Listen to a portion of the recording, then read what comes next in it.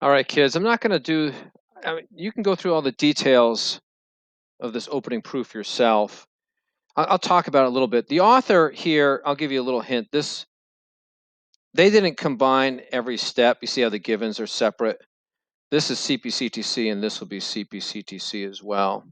But you should be able to fill in the blanks here. We have to show that PB, we have to show two things, right? We have to show that PB bisects ER, so we have to show that ES is congruent to SR. We also have to show we have right angles here to get perpendicularity. And you see it takes a bunch of steps. You know, you see here we're going to prove this big triangle congruent to this big triangle, triangles on either side. And then from that, we can take like this upper angles congruent, right? And then we can get these two triangles congruent, which allows us to say ES and SR, which allows us to say bisection. And then we could take these angles congruent. We know that they're sup. So that means they're right. So that means it's perpendicular. So then we can do it. Conceptually, it's not very hard. It just takes a lot of steps to do it. Okay, so go ahead and fill in those blanks if you like, but that's what that left-hand grid is going to do, is just proving that stuff, what we just discussed.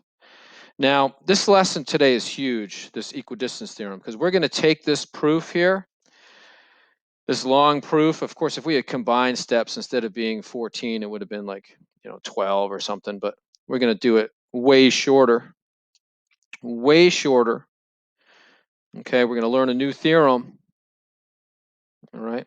By the way, look at what was given. We were given that PE was congruent to PR and EB was congruent to RB.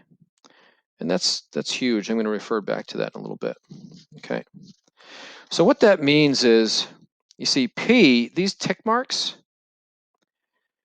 this means that P is the same distance to E and R, right? We would say that P is equidistant to E and R. And we would say that B is, because of these tick marks, is equidistant to E and R as well. Okay? So equidistance just means the same distance away, right? Okay, now watch. Let me do a little exercise here. Usually I do this on a chalkboard in class. Maybe we'll still do it once we go hybrid, who knows. So look, if I had segment AB and I asked you to plot a point on here that would be equidistant to A and B, most people would come up and kind of go right in the middle there. And then I'd ask for another volunteer. Let's call that point C. Can you give me another point here that's equidistant to A and B? And sometimes people have to think for a second, and then they realize, oh, this point would be equidistant to A and B as well, right? And I ask for someone else, and someone says, oh, this point would, and then you start to get, oh, how about down here? But what are these points? What do they form? These points form a line. And how does this line relate to AB? You realize that what? It's the perpendicular bisector of AB, isn't it? Okay. Now, how many points does it take to make a line like that? It makes 2. In other words, once we have point C equidistant to A and B and D, we could draw the line. Remember, if I just had one point, let's say I had this situation, point M, and we were given this situation that it was congruent. But you see, that doesn't determine the perpendicular bisector in and of itself, because I could draw an infinite number of lines through point M, right? You see what I'm saying? So you need to have at least 2 points equidistant to the endpoints of a segment. Now, this is on your gold sheets, the second to last thing, but it's really important. I'm going to write it down. If 2 points are equidistant from the endpoints of a segment, then they determine the perpendicular bisector of that segment. I know it's long. This is called the equidistance theorem, okay? If 2 points are equidistant from the endpoints of a segment, then they determine the perpendicular bisector of that segment. And then the converse is true too. This is the last thing on your gold sheet. If a point is on the perpendicular bisector of a segment, then it is equidistant from the endpoints of that segment. Okay, we're going to do a couple problems here together. This is a huge lesson. You got to make sure you're comfortable with this. So if 2 points are equidistant from the endpoints of a segment. All right, let's go back to that original. You see, P is equidistant to E and R, B is equidistant to E and R. If we were given this information, folks, this problem would be, with this new theorem, it'd be like 2 steps. We would combine the givens into one, and then we would use the equidistance theorem, because the equidistance theorem gives us bisection and it gives us perpendicularity. You see down here, if 2 points are equidistant from the endpoints of a segment, then they determine the perpendicular bisector of that segment. Here, let's apply this. Okay, so what you want to look for is those tick marks that show equidistance. So look at this, 1's congruent to 2, 3 is congruent to 4. Obviously, that gives me this and this. And you see, that's what you're looking for, is you're looking for 2 sets of tick marks. Oh, I got disappearing ink. That's terrible. Let me try one more time. See if it disappears again. We have this congruent to this congruent to that.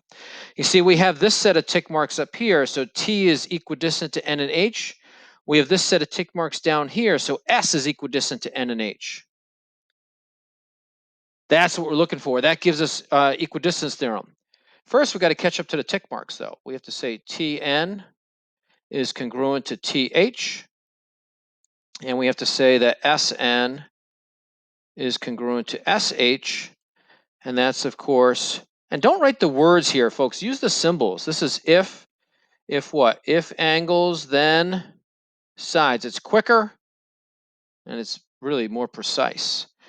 And you know what? This is just going to be a 3-step proof, because we have to show the perpendicular bisector of NH. We have our equidistance theorem now. It's just a little bit annoying to write out. If 2 points equidistant from endpoints of a segment, then they determine the perpendicular bisector of that segment. That's it. 3 steps. You should try this next one yourself. Okay. Remember, you're looking for 2 sets of tick marks to give you equidistance. Right now, we have EI congruent to EL. That's just 1 set.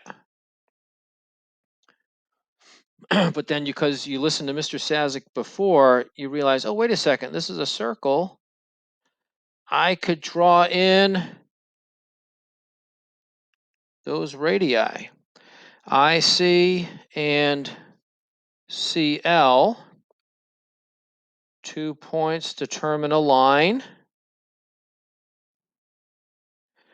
And then we can say that CL is congruent to IC.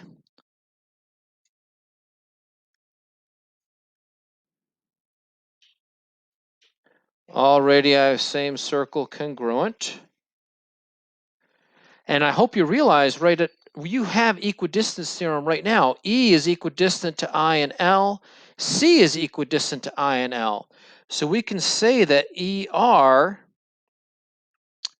actually not just bisects, but is the perpendicular bisector of IL.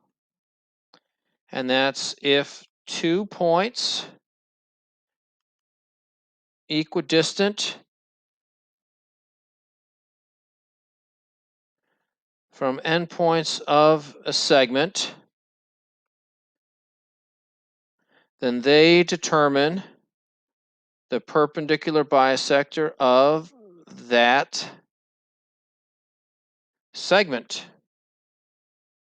You see, now once you've determined the perpendicular bisector, any point that's on it, in this case R, has to be equidistant from I and L. Now we can conclude right here.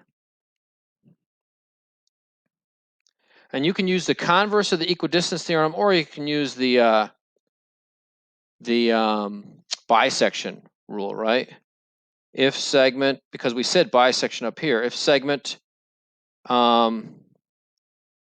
bisects segment, then it divides it into two congruent segments. But I want you to I just wrote it because it's shorter. I could have done the converse of the new thing too. If a point's on the perpendicular bisector of a segment, then it is equidistant to the endpoints of that segment. All right. I'm going to talk about the next one, and I'm going to talk about how not to do it first. So take a look here. This is what a lot of people do first, is they say AE, see, we're given two perpendicular bisectors. AE is a perpendicular bisector of this bottom thing, CG, and also of BF. And this is what people often do. They mark this down, and they mark this down. Now, all that stuff is true. It's all true. These segments are congruent. These segments are congruent. You got right angles here and there. It's just that we don't want to use it here. You got to think a little bit differently now. Okay, we can do this quicker. Remember, if you have a perpendicular bisector, not only do you have that information that I just erased, any point on the perpendicular bisector is equidistant to the endpoints. So though A is equidistant to C and G, A is also equidistant to B and F. So I can do that right away.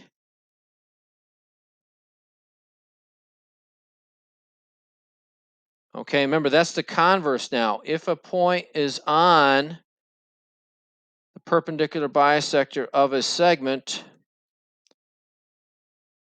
then it is equidistant